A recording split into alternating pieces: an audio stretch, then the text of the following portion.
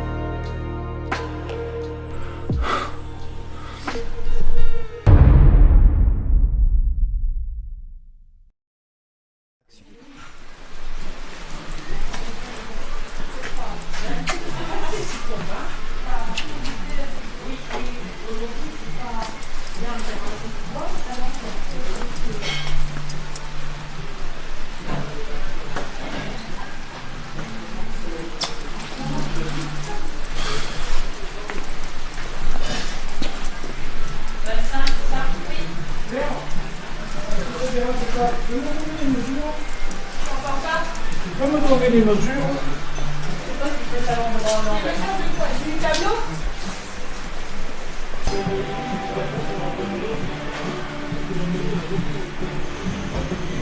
Il te plaît ce masque? Ouais, je sais pas, il dégage un truc particulier. Disons que quand on connaît son passé, on comprend pourquoi il fait cet effet. Comment ça? C'est pas juste un vieux masque? Non, il a un vécu plutôt particulier. Comment ça? Vous pouvez me raconter? Oui, si tu veux. À l'origine, ce masque a été conçu par des moines Shaolin qu'on appelait des Sohei, qui étaient à l'époque médiévale du Japon, et ils ont conçu ce masque pour enfermer un démon à l'intérieur, qu'on appelle Akuma, et qui a la particularité, lorsqu'il possède un être humain, d'en faire ressurgir la noirceur la plus totale. Donc ils l'ont enfermé à l'intérieur et mis dans un temple. Et au fil des époques, le masque a traversé les années, jusqu'à ce que des archéologues, après des fouilles, l'aient retrouvé. Mais curieusement, il n'a jamais intéressé personne. Il a traversé les époques comme ça, sans trouver grande valeur chez quiconque. Mais c'est pas vraiment la partie la plus intéressante de son histoire. La partie la plus intéressante s'est déroulée dans un village pas très loin d'ici il y a quelques années à peine. Un frère et sa jeune sœur de 16 ans ont emménagé dans une maison que leurs grands-parents leur avaient prêtée en attendant que le frère trouve un appartement. Peu de temps après leur emménagement, le frère commençait à faire de gros cauchemars très violents Comment ils avaient appelé ça déjà? Des terreurs nocturnes. Oui, voilà. Bref, le grand frère devint de plus en plus fou à cause de ses cauchemars. Il en était même arrivé à avoir peur de dormir. Et puis une nuit, ce fut le cauchemar de trop. Il sombra complètement dans la folie, attrapa un couteau et tua sa sœur. Il ne se rendit compte de ce qu'il avait fait que le lendemain matin en se réveillant.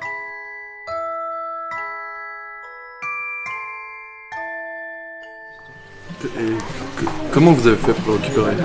Eh ben, les nouveaux propriétaires qui ont emménagé dans la maison n'ont pas daigné vouloir garder ce masque. Du coup, ils m'ont demandé s'il m'intéressait en connaissant la boutique. Et puis, j'ai dit oui, je l'ai récupéré là. Bah ça, c'est pas commun comme histoire. C'est vrai. Alors, il te plaît toujours ce masque? Ah ouais, carrément. Il est parfait, je le prends.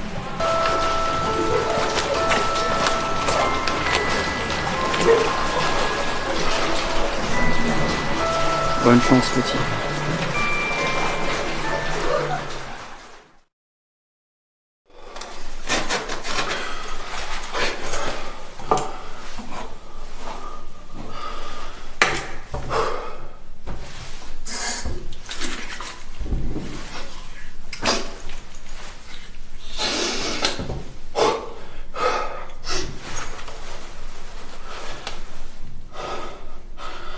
Oh putain, je suis en retard. Putain.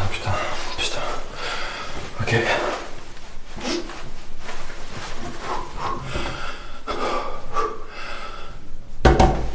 Allez.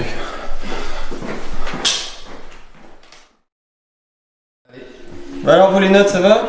Tout se passe bien? Tranquille, on est là, hein? Ah, des 20, c'est ça? Ouais, enfin, attends, les deux de devant, quoi. Ouais, C'est genre. Ouais, t'as l'habitude, toi. Ouais, moi j'ai l'habitude. Tu fais ça? Toujours pas le prénom. Ouais. Ah, ça va, maintenant je triche. Bon, maintenant au lieu d'avoir 6, j'ai 8, mais. Ah ouais, ça va. Deux points en plus. Ouais, bah, Ça monte la moyenne, c'est déjà pas mal. Ouais. Bon, tu passes. Bon, sinon, vous êtes sûr qu'il va venir, là? Mais oui, je te dis. Attends, je lui ai dit que s'il venait, il se passerait des trucs entre lui et moi. Eh bah, dis donc. Ouais, et vu comment il encroche sur elle. C'est clair, le puceau. Oh putain, je crois que c'est lui. Va l'ouvrir.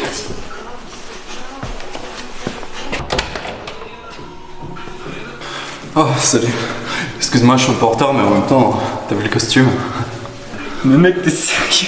T'as vraiment cru à cette histoire de fête déguisée? Bah, ouais, c'est Sophie qui m'a dit que...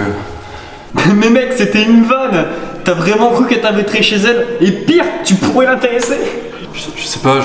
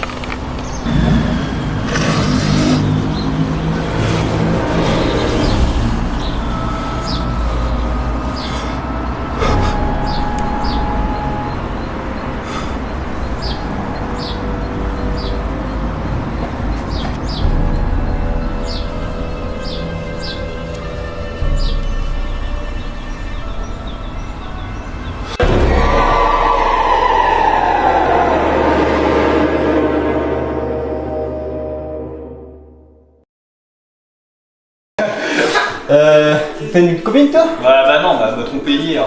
Oh la pute! C'est clair. Tiens, ça va frapper là. Ça doit être les autres. Ah, vas-y. C'est les bières? Ce serait cool. T'es sérieux? T'es encore là toi? Y'a on a 10 personnes, vous voulez toi ici, allez barre-toi là! C'est ridicule!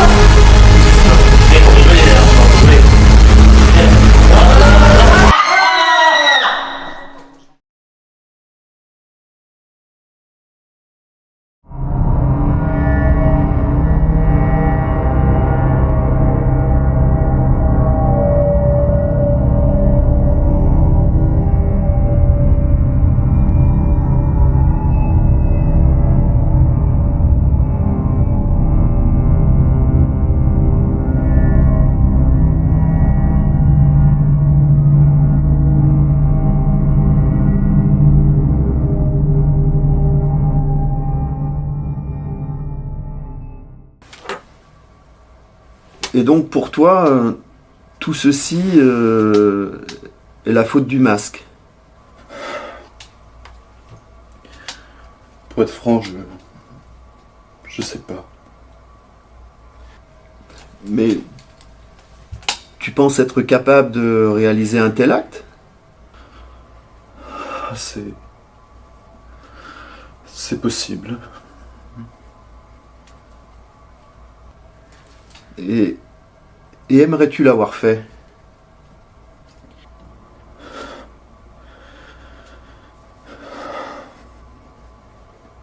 Oui.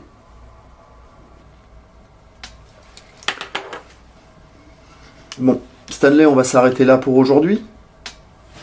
Je te remercie pour cet échange et pour ta franchise. Et puis, mais je te dis à bientôt. D'accord.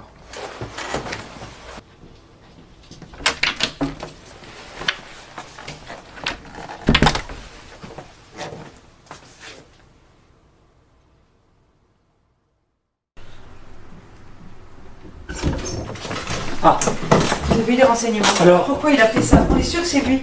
Calmez-vous, calmez-vous. Asseyez-vous, je vous en prie. Nous venons de recevoir les tests ADN et ils révèlent bien que ce soit votre fils qui est à l'origine de ce drame. Et l'entretien que je viens d'avoir avec lui va dans ce sens. Qu'est-ce qui a bien pu se passer pour qu'il fasse ça? Lui qui est d'habitude si calme, hein? Si réservé, si gentil, mais un peu trop gentil même. Bah, vous savez, votre fils subissait beaucoup d'harcèlement sur Internet, à l'école, par ses camarades. Il se sentait seul, il était seul, à part vous bien sûr qui était là pour lui, mais lui qui subissait cette solitude, ces moqueries, vous savez que c'est beaucoup pour un jeune de son âge. En plus, l'humiliation qu'il a subie par cette jeune fille dont il était amoureux, la trahison de ce groupe de personnes lors de cette soirée, eh bien, c'est un vrai choc émotionnel pour lui. En fait, au total, votre fils a connu la moquerie de trop qui lui a entraîné une émotion intense. Il a été submergé, voilà, par ces émotions. Et ça s'est traduit par une pulsion de violence qui a entraîné la tuerie de ses camarades.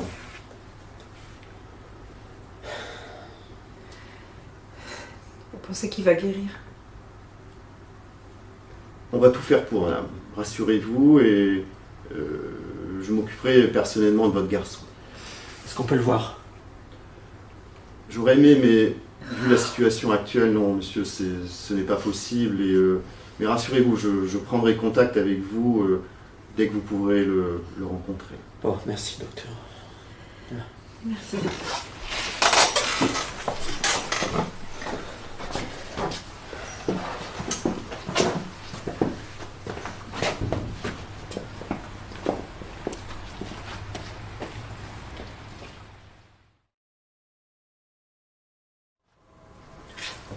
Oui.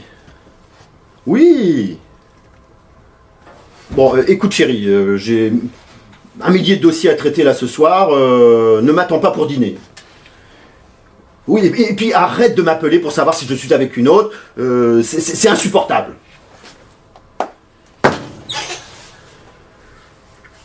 Qu'est-ce qu'elle peut m'emmerder alors?